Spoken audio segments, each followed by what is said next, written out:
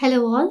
So, we have successfully completed our trek, almost completed our trek. We get to meet the river on the mountains of Naviram. River Seyyaru. செய்யாற்றின் கரை வழியே செல்லுதல். வெள்ளெல் அறிஞர் தன்னுமை வெறி, second எருமை இனம்பிரி ஒருத்தல், கனை செலல் முன்பொடு கதழ்ந்து வரல் போற்றி, வனைக்கலம் திகிரியின் குமிழை சுழலும், துணை செலல் தலைவாய் ஓ இறந்து வரைக்கும், காணுனர் வயா கட்கையின் சேயாற்றின், யானர் ஒரு கரை கொண்ட நீர்களிமின். Strut along the Seyyaru banks.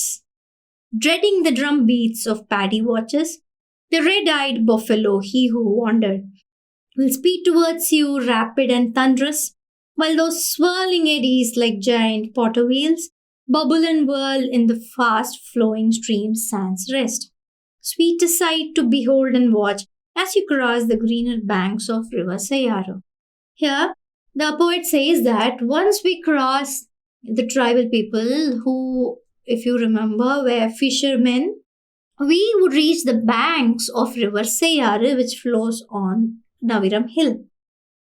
Here, the poet compares the speed of the River Seyyaru to a running buffalo which has wandered away from its herd. Since the hills of Naviram has rich red sand soil, the river that flows is red in color. And once again, the poet compares the red river of Seyyaru to that of the red bloodshot eyes of the raging buffalo. He says that the whirlpool created in the river as huge as the wheels of a chariot.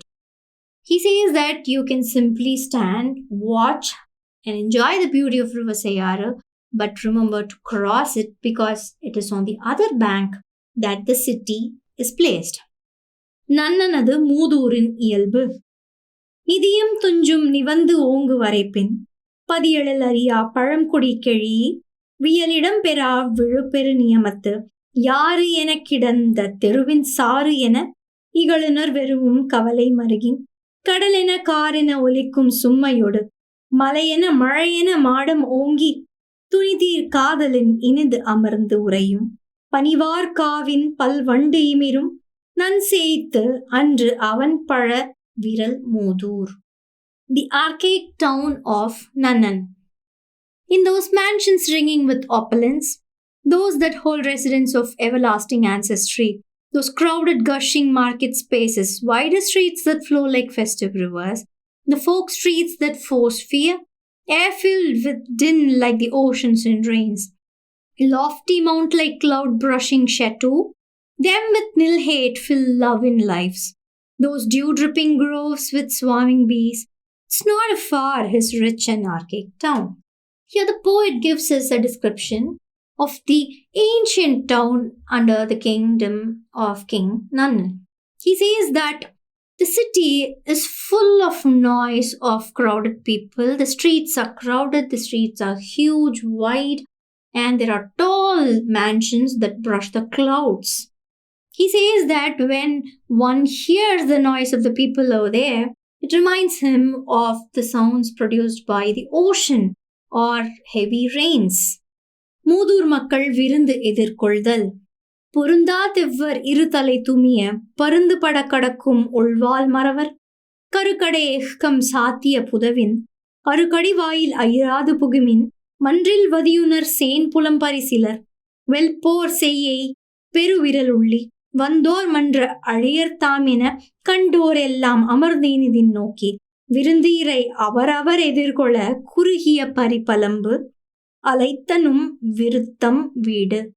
Amiability of the archaic town. Those unbent heads of the beheaded foes, battles won with brightest swords as kites descend, door guarded with sharpest spears, enter the guarded gate sans fear or doubt, into the common grounds for those that seek gifts. From lands far away, greatly victorious with great expectations, poor souls battered yet with kind eyes they watch, every pair of arms open to accept you as guests. Serve you grand feasts, soothe your sorrows, inexplicable diminished to zilch. Here, the poet says that once you cross the crowded street, we would reach the gates of the fort, which are heavily guarded by King Nannan's soldier. He says that the soldiers would not stop artists like them who have come in search of patronage. He says that they would rather invite you into their homes and serve with grand feast. And with the feast, their sorrows, the tiredness out of long journey would be diminished.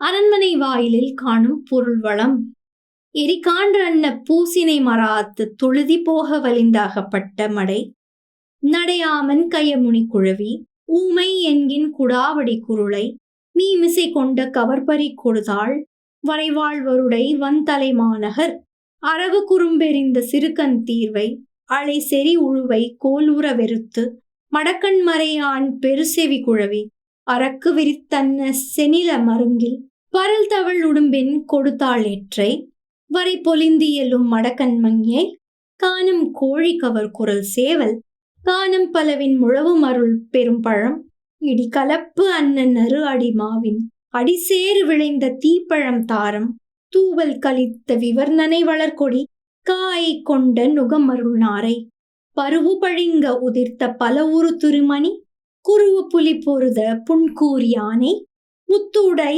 மறுப்பின் மழுவழி மிகுதிரள் வளையுடைந்த அன்னவள் இதழ் கந்தள் நாகம் திலகம் நறுகாள் ஆரம் கருகொடி மிளகின் காய் துணர் பசுகரி திறந்து அமை விளைந்த தேக்கன் தேரல் கால்நிலை எருமை களைப்பெய்தீன் தயிர் நீல் நிற ஓரி பாய்ந்து என நெடுவரை நேமியின் செல்லும் நெய்கண் இறால் உடம்புணர்ப்பு தளியி ஆசினி அனைத்தும் குடமலை பிறந்த தன் பெரும் காவிரி கடல் மண்டு அழுவத்து கை வாய் கடுப்ப நோனா செருவின் நெடுக்கடை துவன்றி.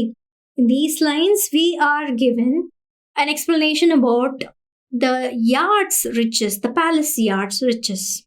Groves of scarlet flaming cadamba trees, the lonely slow calf left behind by its speeding elephant group, curvy-legged cub of a dumb bear, those peak-conquering bow-legged hillbillies, burlesque rams with bludgeon heads, beady-eyed mongoose, the slayer of Slytherins, tiger-hating and rapid with buttony eyes, the delicate stags and their fan-eared fawns, vermilion red widespread land crawling monitors with curvy limbs strewn on pebbles, competing with mountainous beauty, the dazzling peacocks, forest chicks wooing crowing roosters, huge drum-like jackfruits from the jungles, like sweetest of sugar, those ripe tender mangoes, green stalky tender creepers studded with buds, like poles balanced those yolk-like arrowroots, fragrant camphor crystals scattered like sparkling gems, pearl-studded tusks of tuskers, slain by crouching wild big cats,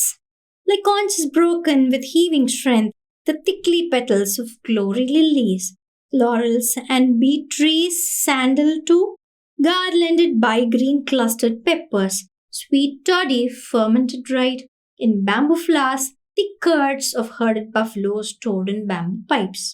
Shades of blue spread mountainous peaks with combs huge as chariot wheels, pounds of breadfruit strewn genesis of Kaveri that branches out and flows to the depth of oceans.